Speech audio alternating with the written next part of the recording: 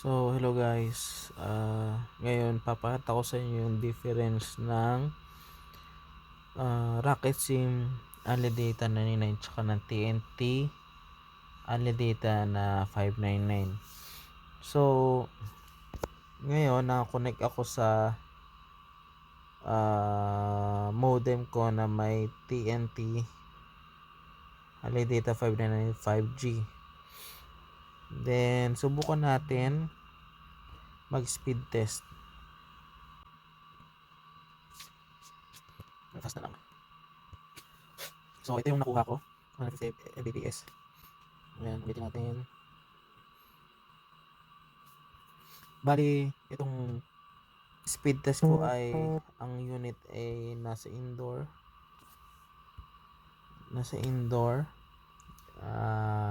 Pero malapit siya sa bintana. And check niyo yung time sa notification ko is alas 8 ng gabi pasado. Okay? So, isa pa.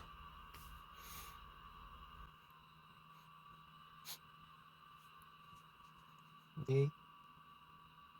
Check natin yung info. Upload video ng PPS 7.5, 7.6, 7.5. Okay. Bali, ang location ko ay nandito sa Pangasinan, hindi naman very specific. Okay. Then, now, check natin ang speed test ng Ookla.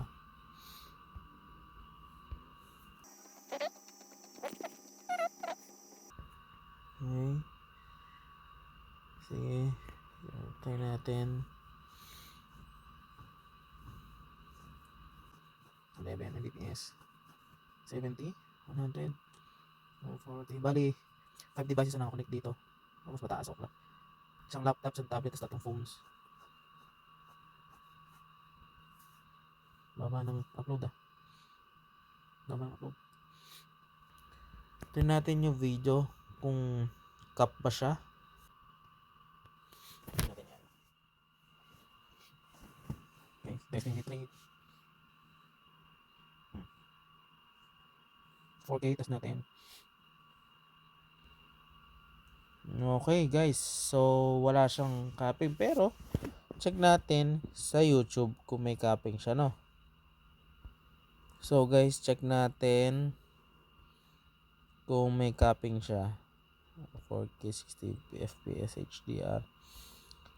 So dito natin malalaman kung nakakap pa siya or hindi.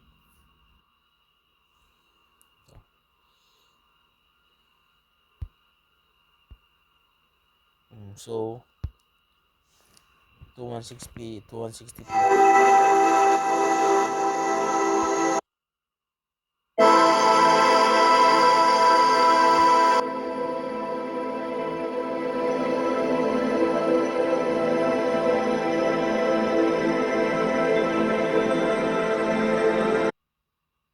Ay, nagka-buff.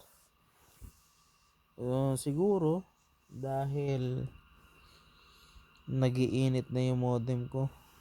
Okay. Pero most of the time hindi siya nagba-buffing. Okay. Smooth siya as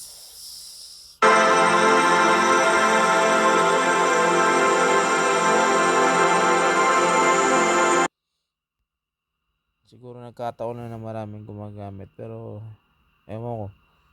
Kasi kanina pa ako nagda-download ng mga mabibigat na files siguro. And now, dating tayo sa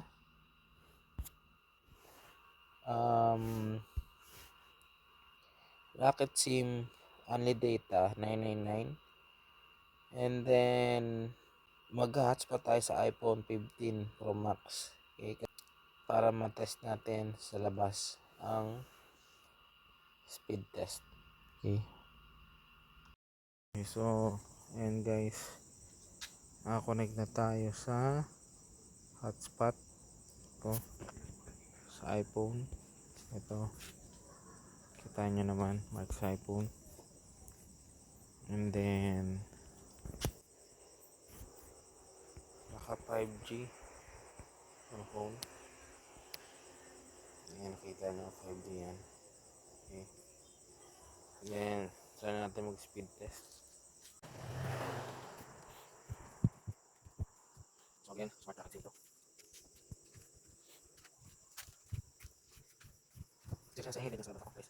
So 140. Tingnan natin yung loaded tsaka close niya.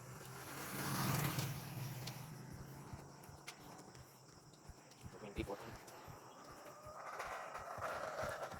30, 12. So, using 140, 150, 70, 200 sa taas. 9, 11, 12, 13, 18, 20. Mas mataas dito sa iPhone ah. Pati na spot pero anyway. So, yan. Tignan natin yung video.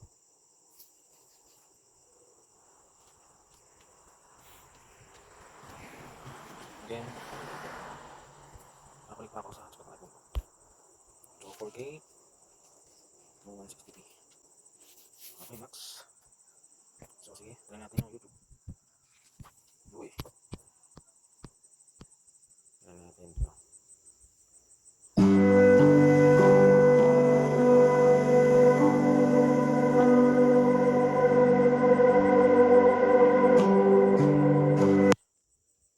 Pero nagbo-buffing.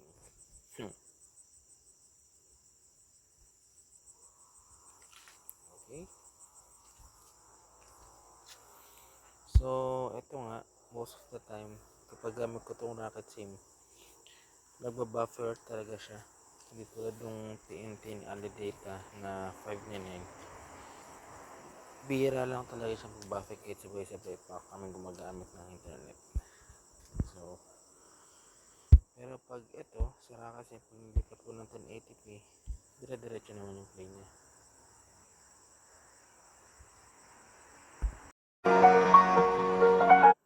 Ayan, kaya nagpapapig na siya.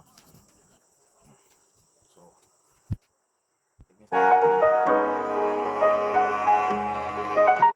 maganda ang ani data na lang kasi kapag nag-hotspot ka or ibang nilagay sa ibang modem.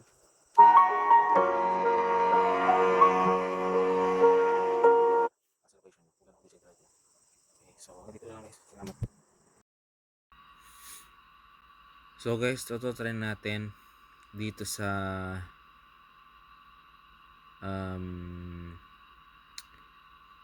PC. Paano gawin? By the way, ito yung naka TNT Unlimited Data 599. Okay?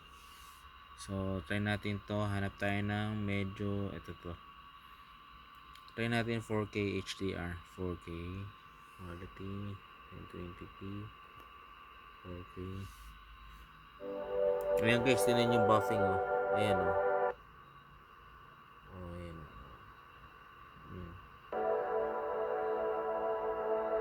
Tuloy-tuloy siya. Oh.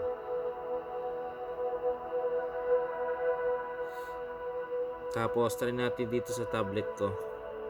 Wait lang. So guys, ito rin tablet ko. Okay. Try natin 60 FPS. 60 4K.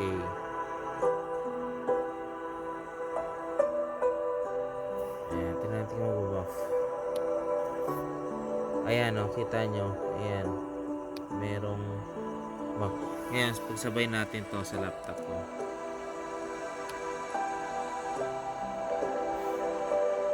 Sabay-sabay sila o. Ayan. Check natin kung saan nakakonect. TNT. Ano data.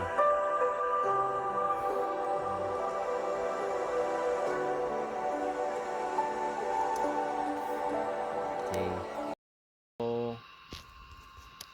So ito guys, nakakonect na sa 5G. Okay. And natin to, nakakonect na rin sa iPhone, pati itong iPad ko, tablet ko. So now, pwede natin.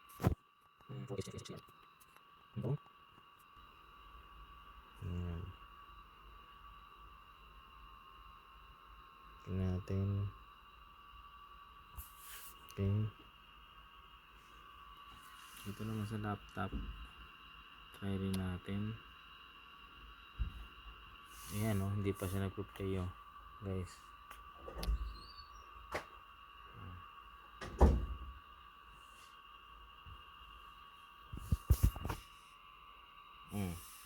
Play dito natin.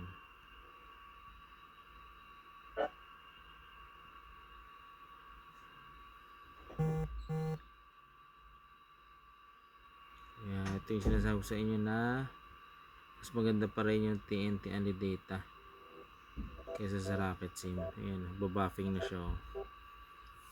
Buffing.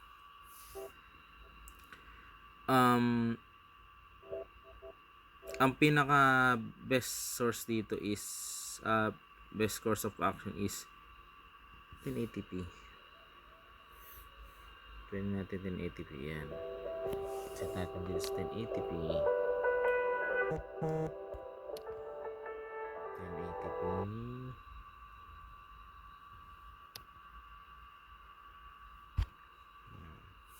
Pero nababapping pa rin siya. Anyway.